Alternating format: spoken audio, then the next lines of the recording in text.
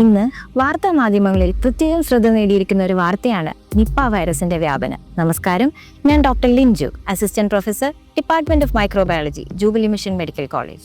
Covid മഹാമാരിക്ക് മുൻപ് തന്നെ നമ്മുടെ സംസ്ഥാനത്തെ മുൾമുനയിൽ നിർത്തിയ ഒരു വൈറസായിരുന്നു നിപ്പ വൈറസ്.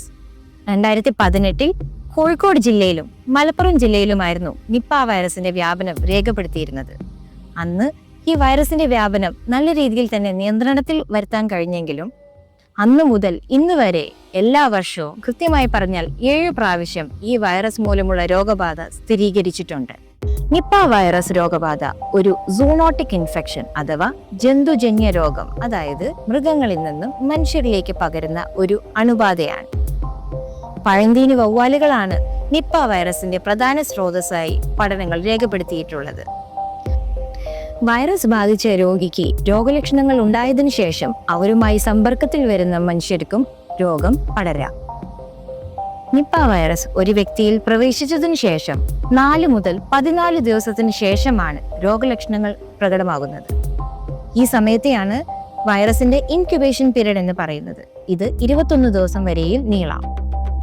പനി, തലവേദന, ക്ഷീണം, ഛർദി, മേലുവേദന എന്നിവയാണ് തുടക്കത്തിൽ കാണുന്ന ലക്ഷണങ്ങൾ.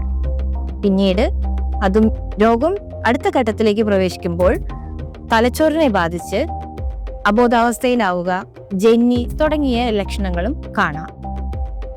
ചിലവരിൽ നിപ്പ വൈറസ് ശ്വാസകോശത്തെ ബാധിച്ച് ചുമ, ശ്വാസതടസ്സം എന്നീ ലക്ഷണങ്ങളും കാണപ്പെടാറുണ്ട്.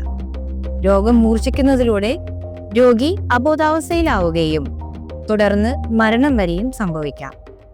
നിപ്പ വൈറസ് രോഗബാധയെ നമുക്ക് വളരെ എളുപ്പത്തിൽ തന്നെ തരണം ചെയ്യാൻ പറ്റും. സാമൂഹിക അകലം പാലിക്കുക, മിനിമം 1 മീറ്റർ ഡിസ്റ്റൻസ് എങ്കിലും മറ്റുള്ളവരായി പാലിക്കാൻ ശ്രദ്ധിക്കുക.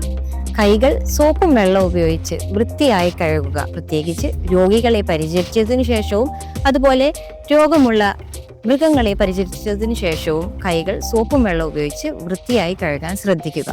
പുറത്തു പോകുമ്പോൾ മാസ്ക് ധരിക്കാൻ പ്രത്യേകം ശ്രദ്ധിക്കണം. അതുപോലെ കൈകൾ വൃത്തിയായി സോപ്പും വെള്ളം ഉപയോഗിച്ച് കഴുകാൻ പ്രത്യേകം ശ്രദ്ധിക്കുക. ഹോസ്പിറ്റൽ സന്ദർശനങ്ങൾ കഴിവതും ഒഴിവാക്കുക. കോവിഡിനെ തരണം ചെയ്തതുപോലെ തന്നെ നിപ്പ വൈറസ് രോഗബാധയെയും ജാഗ്രതയോടെ നമുക്ക് തരണം ചെയ്യാം.